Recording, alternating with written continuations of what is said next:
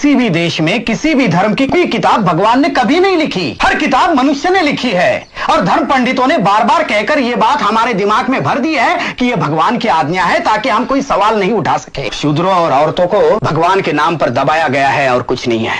मैं आप ही से पूछता हूं कि यह कानून किसने बनाया है कि सिर्फ ब्राह्मणों को पढ़ने का अधिकार है और शूद्रों को नहीं है? उनका समाज हम पर कीचड़ी उछाल सकता है और कर ही क्या सकता है। उन्होंने मुझसे कहा था कि तुम शूद्र हो और शूद्रों को अधिकार नहीं कि ब्राह्मणों के कंधे से कंधा मिलाकर चले। हुकूमत और तालीम की वजह से उभरने वाले नए बुर्जुआई तबके में ज्यादातर ऊंची जात के हिंदू ही थे, जिन्होंने दलितों पर, जो ज्यादातर खेतीहर मजदूर थे, अपने अत्याचार जारी रखे। पुराने अंधविश्वास और कुसंस्कार, जिनकी बुराइयां सब जानते थे, जानबूझकर कायम रखे गए। दलितों, हरिजनों और पिछड़ी जातियों में ज्ञान और शिक्षा के फैलाव पर रोक थी। उन्हें गांव और नगर के समाज से परे रखकर उन पर तरह तरह के अत्याचार किए गए। ब्रिटिश राज और पश्चिमी उदार मतों और बुद्धिवादी विचारों के फैलाव ने जाति प्रथा के सामने नए सवाल पैदा कर दिए थे। इसका नतीजा ये हुआ कि सुधार का आंदोलन जोर पकड़ने लगा। इस आंदोलन की नींव डालने वालों में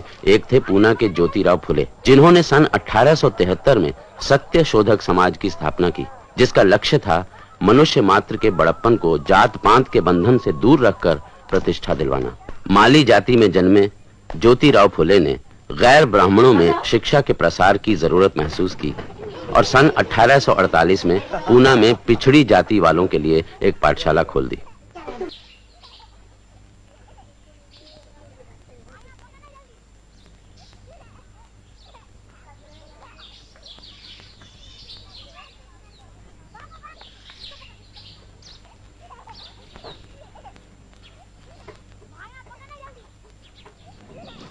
समय हो गया।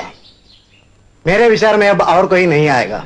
दोस्तों, बच्चों, इस पाठशाला का औपचारिक उद्घाटन करने से पहले मैं हम लोगों की तरफ से उन सभी का आभार मानता हूँ जिन्होंने हमारे लक्ष्य को पूरा करने की दिशा में हमारी सहायता की है। सबसे पहले मैं श्रीयुत भिड़े साहब का आभारी हूँ जिन्होंने हमें इस कोठरी में पाठशाला चलाने की अनुमति दी। मैं उन मिशनरी अध्यापकों का भी आभारी हूँ जिन्होंने हमें तरह तरह से प्रेरणा दी है। और सबसे अंत में मैं अपने ब्राह्मण मित्रों को धन्यवाद देता हूँ जो सनातनी ब्राह्मणों के दबाव में रहते हुए भी हमारे साथ रहे हैं और हमारे उद्देश्य को पूरा करने में मदद दे रहे हैं। अब मैं इस पाठशाला की प्रेरक शक्ति श्रीयुत ज्योतिराव फुले से प्रार्थना करता हूँ कि वे पाठशाला का उद्घाटन करें। आज का दिन बहुत भाग्यशाली दिन है। कुछ बरसों पहले मैं अपने एक ब्राह्मण मित्र की शादी की बारात में शामिल हुआ था। मित्र के रिश्तेदारों ने मुझे देखा और चले जाने को कहकर मेरा अपमान किया था। उन्होंने मुझसे कहा था कि तुम शूद्र हो और शूद्रों को अधिकार नहीं कि ब्राह्मणों के कंधे से कंधा मिलाकर चले।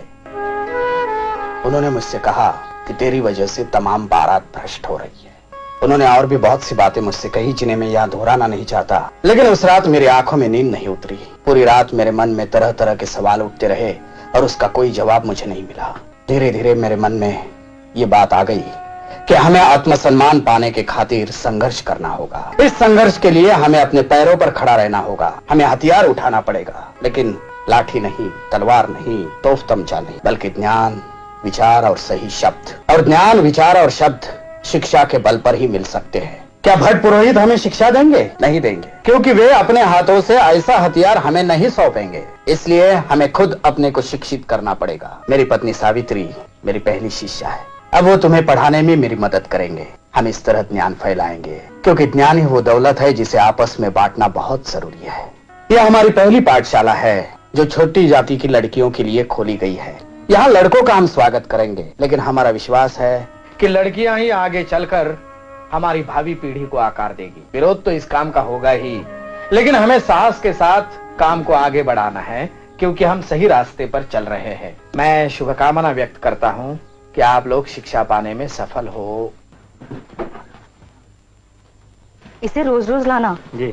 हम इसे बहुत सी बातें सिखाएंगे, पढ़ना, लिखना, कुछ व्याकरण, कुछ गणित जी। इसे रोज लाओगे ना? जी, रोज लाए।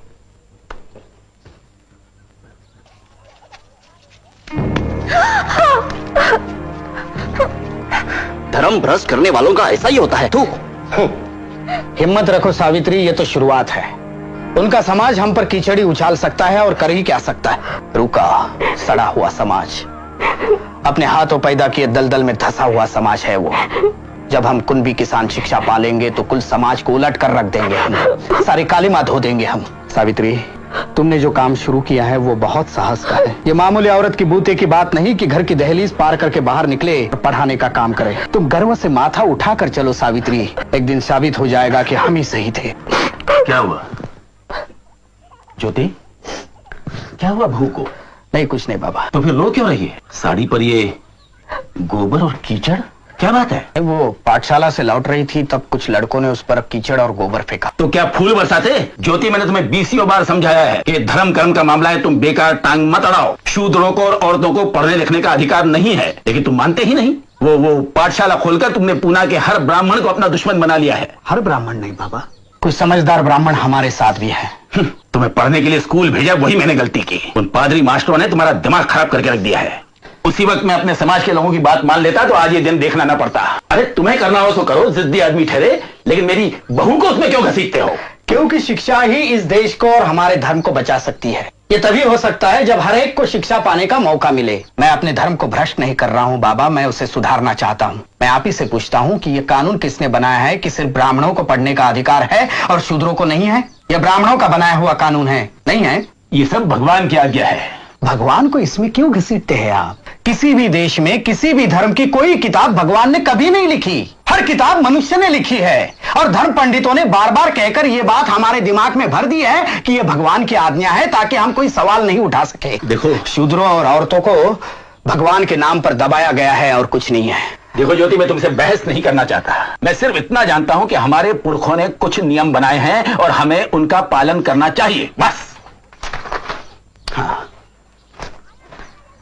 मैंने भी एक नियम बनाया है बाबा। मेरे पीछे पीछे आओ, मेरे पीछे पीछे आओ, रुको नहीं तुम मत घबराओ, धिक्कारो मनु की आज्ञाएं, शिक्षा पाओ और दिलाओ, शिक्षा का आनंद महान, ज्योति का कहना लो मान। बकवास। उन गिरस्तानी स्कूल के मास्टरों ने तुम्हारे दिमाग में ये खुराफात भर दी है।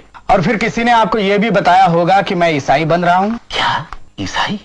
सच? धर्म बदलना समस्या का कोई हल नहीं है। हालांकि ईसाई धर्म की कई बातें मुझे सही और सच जान पड़ती है, फिर भी मैं हिंदू ही बना रहना चाहता हूँ, क्योंकि मैं हिंदुओं के विचार में सुधार लाना चाहता हूँ। देखो ज्योति, मैं एक ही बात समझता हूँ, और वो ये है कि तुम्हारी वो पाठशाला बंद होनी चाहिए और बहू का पढ़ाना भी खत्म होना चाहिए। नहीं, ये नहीं हो सकता। सब हो सकता है। देखो ज्योति, मैं तुम्हें आखिरी बार बता देता हूँ कि अगर तुमने मेरी और अन्य लोगों की आज्ञा का पालन नहीं किया तो तुम्हें और तुम्हारी पत्नी के लिए इस मकान में कोई जगह नहीं है। तुम्हें ये मकान छोड़ना पड़ेगा।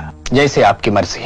हम हमारे विचारों में बदल नहीं कर सकते, इसलिए घर छोड़कर जा रहे हैं। सावित्री, अपना सामान भरो। मैंने तुम्हें पहले ही कहा था कि ये तो सिर्फ शुरुआत है।